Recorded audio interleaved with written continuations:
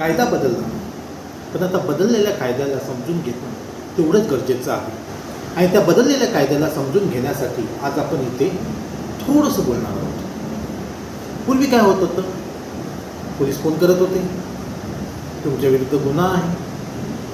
मग काय, पोलीस काय करणार? अटक करणार, आणि अटक करून काय करणार?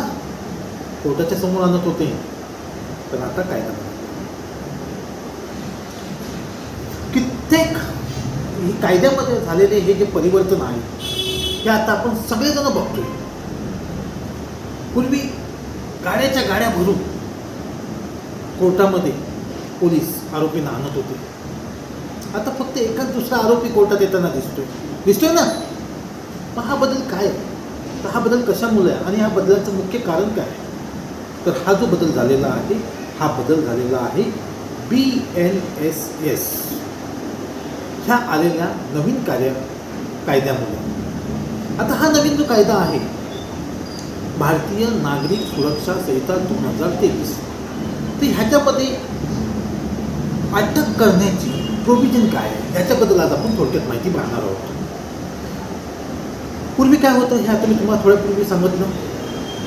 आता 1 जुलै 2024 पासून BNS लागू झाला आणि त्याच्यानंतर त्या तारखेच्या 12 वाजल्यानंतर ज्या काय खटले जे काय FIR झालेले आहेत त्या FIRमध्ये तपास करण्याची पूर्ण यंत्रणा बदलली.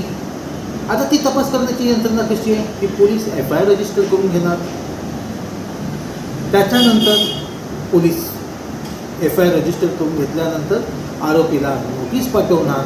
नोटीस पाठवल्यानंतर आरोपीला नोटीस पाठवलेली आहे त्या नोटीसला धरून आरोपीला सांगणार की काय आहे, तुमच्या विरुद्ध असा FIR झालेला आहे आणि तुम्हाला हा FIRमध्ये आम्ही इथे जामीन देऊ शकतो.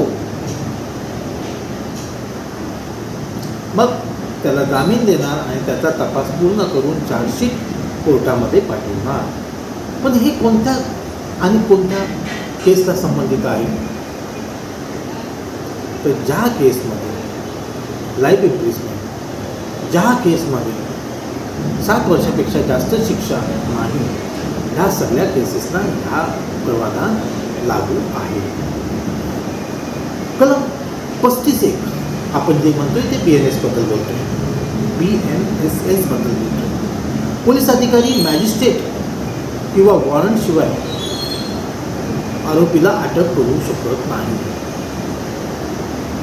पण जर आरोपीने गुन्हा